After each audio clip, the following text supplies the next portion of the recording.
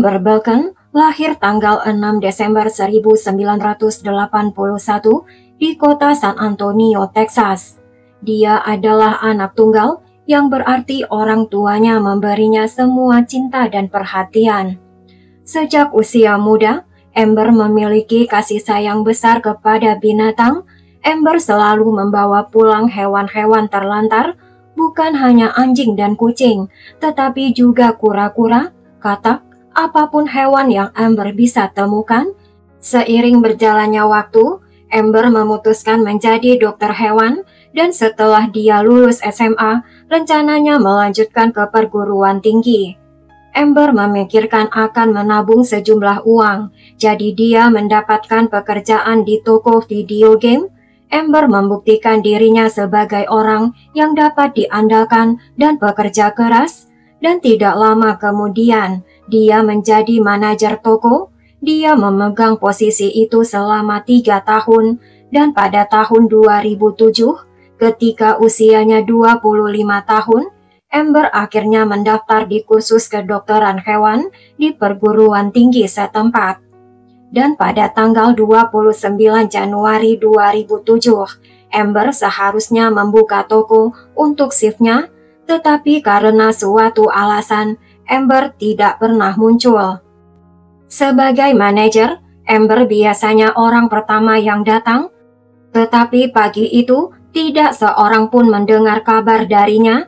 Ketika kantor pusat menyadari toko masih belum buka, mereka mencoba menelpon Amber, tetapi dia tidak menjawab. Kantor pusat bahkan mencoba menelpon telepon toko tersebut, tetapi tidak ada jawaban. Jadi mereka menghubungi toko terdekat dan meminta salah satu karyawan untuk mampir dan memeriksa keadaan.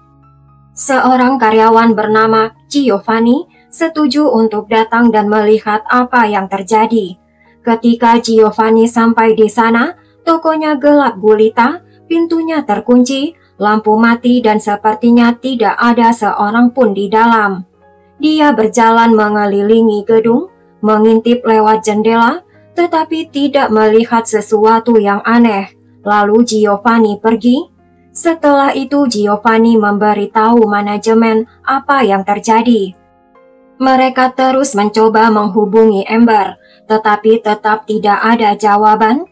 Berjam-jam tanpa kabar darinya, dan sekitar tengah hari, pihak perusahaan menelpon toko lainnya lagi dan meminta Giovanni untuk kembali untuk memeriksa lagi. Giovanni muncul di toko itu lagi, tetapi kali ini ada sesuatu yang berbeda. Lampu masih mati dan pintu masih terkunci. Tetapi ketika Giovanni melihat melalui jendela, dia melihat seseorang di dalam. Itu adalah rekan kerja lain bernama Brandon. Brandon mempersilahkan Giovanni masuk, dan saat itulah Giovanni menyadari tempat itu berantakan.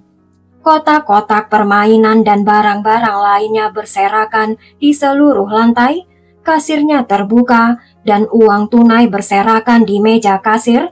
Tampaknya toko itu telah dirampok, tetapi anehnya, Brandon bersikap seolah-olah dia tidak menyadari kekacauan itu. Giovanni menuju ke kantor manajemen untuk memeriksa brankas. Brankas dari malam sebelumnya biasanya disimpan, namun begitu dia membuka pintu, Giovanni membeku. Tepat di lantai, ada sesosok tubuh dengan kantong plastik yang ditarik erat di bagian atas tubuhnya. Giovanni segera menelpon polisi, dan petugas segera tiba di tempat kejadian. Tidak butuh lama bagi polisi untuk memastikan bahwa korban adalah Amber. Setelah melihat-lihat ke sekeliling toko, polisi sampai pada kesimpulan jelas, Amber dihabisi dalam perampokan. Mesin kasir terbuka lebar, dan brankas di dalam kantor telah dibersihkan sepenuhnya. Mobil Amber masih di tempat parkir di luar. Pintu mobil tidak terkunci, dan ponselnya diletakkan di kursi. Itu menimbulkan lebih banyak pertanyaan. Mengapa Amber meninggalkan mobilnya terbuka lebar dengan semua barang-barang Amber ada di dalam mobil? Hal lain yang tidak masuk akal adalah bagaimana si pembunuh benar-benar meninggalkan gedung itu. Kedua pintu toko terkunci ketika Giovanni muncul pagi itu. Dengan bantuan karyawan lain, detektif mengetahui bahwa tersangka telah mengambil lebih dari sekedar uang tunai. Pelaku juga mencuri sekitar 50 cakram permainan video game, sebuah Xbox, dan beberapa PlayStation, total sekitar $6.000. Pemeriksa medis memastikan Amber meninggal karena sesak nafas. Sepertinya si pelaku menggunakan kantong plastik untuk membuat Amber berhenti bernafas. Para ahli meyakini perkelahian berlangsung beberapa menit, dan sepanjang perkelahian itu, Amber berjuang sekuat tenaga, tetapi tidak dapat melepaskan diri. Polisi juga menemukan bahwa tangan Amber diikat dengan lakban dan si pelaku telah melepaskannya setelah korban meninggal. Detektif berbicara dengan rekan kerja Amber dan mengetahui bahwa Amber biasanya tiba di toko sekitar pukul 9 pagi, 1 jam sebelum buka. Rutinitas Amber adalah untuk mengambil uang tunai dari brankas dan membawanya ke bank sebelum menyiapkan toko untuk hari itu. Berdasarkan yang mereka tahu, Amber telah muncul tepat waktu pagi itu, membuka pintu dan masuk ke dalam. Penyelidik percaya si pelaku menyerangnya segera sebelum Amber sempat mengambil uang itu. Tak lama kemudian, detektif mendapat petunjuk berharga lainnya. Manajer dari toko lain dalam jaringan toko yang sama mengatakan dia telah berbicara dengan Amber pagi itu. Mereka berbicara hanya beberapa menit setelah Amber tiba di tempat kerja, tetapi panggilan telepon itu tidak berlangsung lama. Amber tiba-tiba mengatakan dia harus pergi dan menutup teleponnya. Detektif yakin si pelaku mungkin masuk melalui pintu belakang yang memunculkan tanda bahaya lainnya. Pintu itu terbuka ke sebuah gang yang penuh dengan pintu-pintu yang identik dengan bisnis-bisnis lain. Jadi kecuali Anda mengenal bangunan itu, tidak ada cara mudah untuk mengetahui pintu mana yang mengarah ke mana. Si pelaku mungkin memiliki motif pribadi dan bahkan bekerja di toko tersebut. Polisi percaya bahwa perampokan itu mungkin untuk menutupi apa yang sebenarnya pembunuhan berencana, namun detektif tidak memiliki satupun bukti fisik apapun. Toko tersebut tidak memiliki kamera CCTV, tidak seperti lokasi lain dalam jaringan toko itu, dan penyelidik tidak menemukan sidik jari atau DNA yang berguna pada tas atau tubuh Amber. Namun saat polisi tidak memiliki tersangka, Brandon, seperti yang Anda ingat, Brandon adalah orang yang dilihat Giovanni di dalam toko selama kunjungan Giovanni yang kedua. Brandon berdiri di sana di kegelapan dengan pintu masih terkunci, bersikap seolah-olah kekacauan di mesin kasir yang terbuka itu tidak pernah ada. Bahwa dia tidak masuk ke kantor manajer dan tidak melihat jasad Amber. Dia muncul untuk bertugas hanya beberapa menit sebelum Giovanni tiba di sana. Namun alih-alih merasa khawatir, Brandon malah berasumsi rekan kerja dari malam sebelumnya telah meninggalkan toko seperti itu. Namun detektif tidak mau begitu saja mempercayai perkataan Brandon. Dia mengenal gedung itu luar dan dalam. Brandon tahu tidak ada kamera CCTV. Dan selain itu polisi menemukan kemungkinan motif. Keluarga Amber dan rekan kerja lainnya mengatakan kepada polisi bahwa Amber mengeluh tentang Brandon beberapa kali. Brandon adalah asisten Amber dan menurut Amber, Brandon selalu bermalas-malasan dan tidak serius menjalankan pekerjaannya. Keadaan menjadi begitu buruk. Amber akhirnya memutuskan mengajukan keluhan resmi kepada manajemen dan bahkan meminta Brandon dipecat. Namun inilah detail utamanya.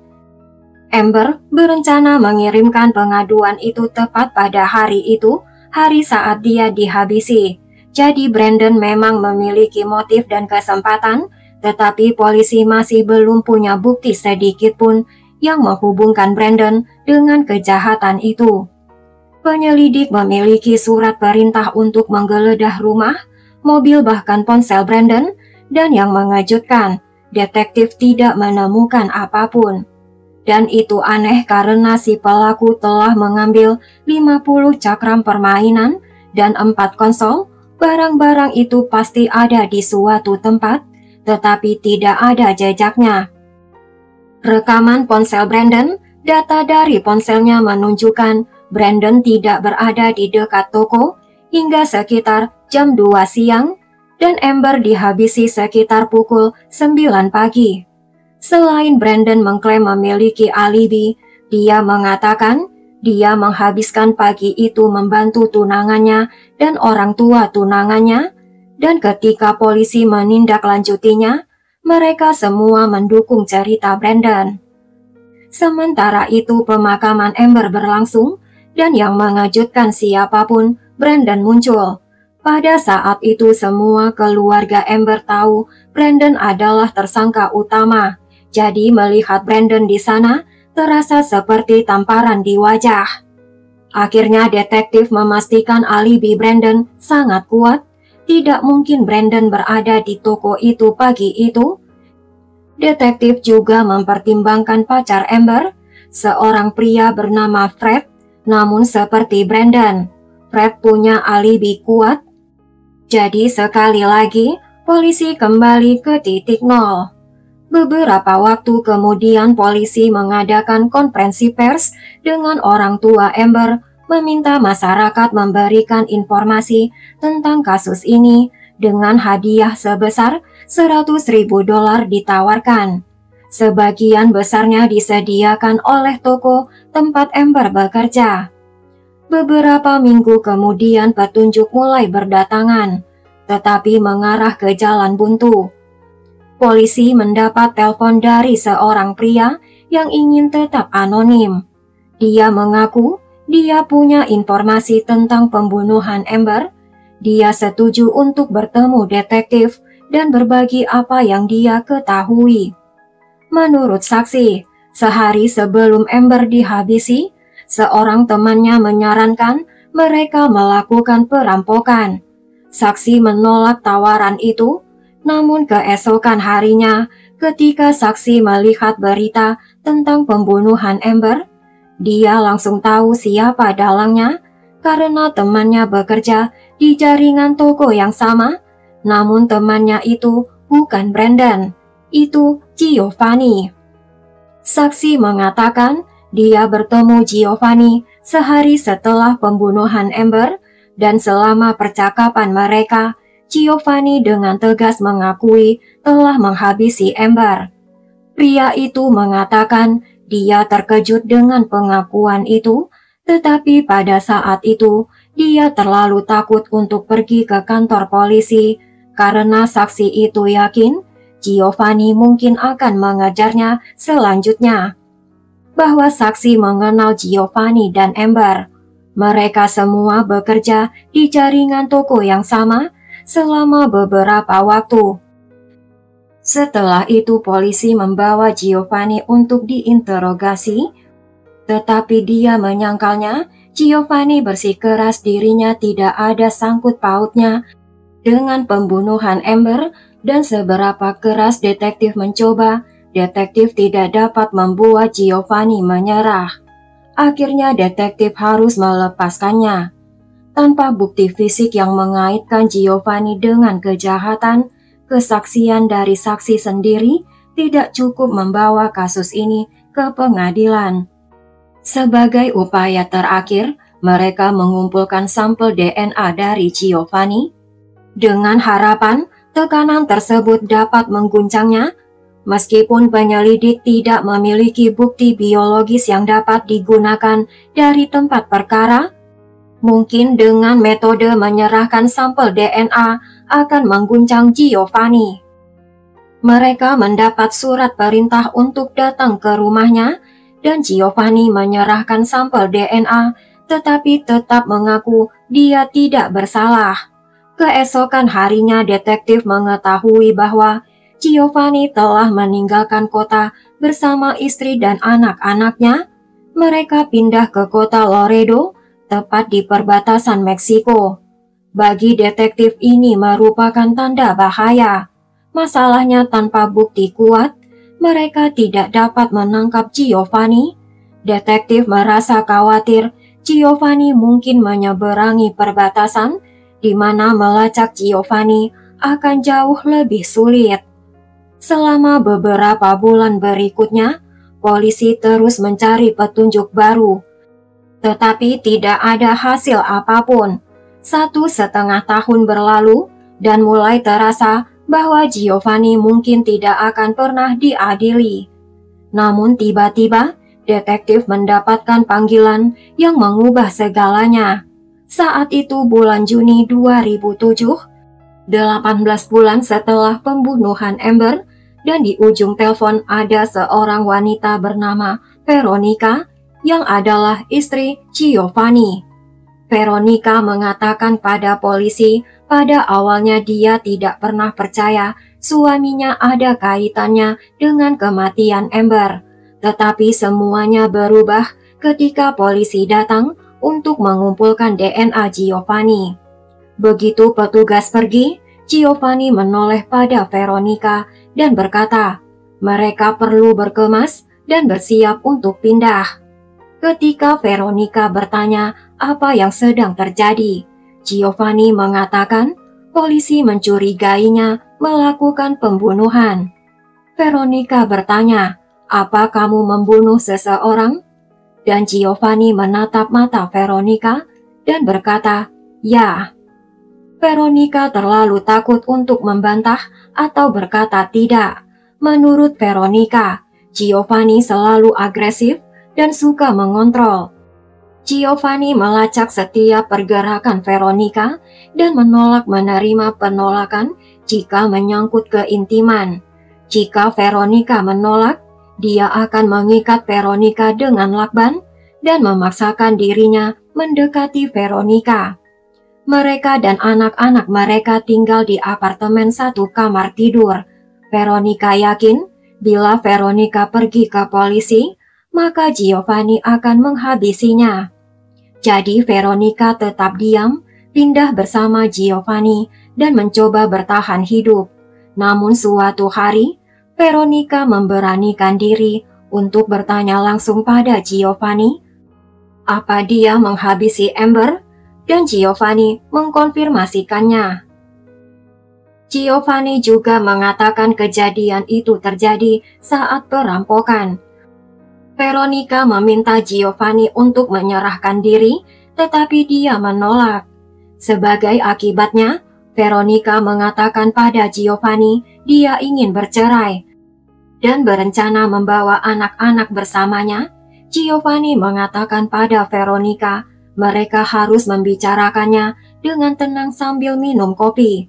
Namun alih-alih mengendarai mobil ke kafe, Giovanni malah membawa Veronica ke daerah antah berantah, mengunci pintu mobil dan mengeluarkan senpi. Veronica memohon pada Giovanni untuk tidak menghabisinya. Tetapi Giovanni tidak mau mendengar. Giovanni memaksakan dirinya atas diri Veronica di bawah todongan senpi. Dan tiba-tiba Giovanni melakukan sesuatu yang tidak terduga.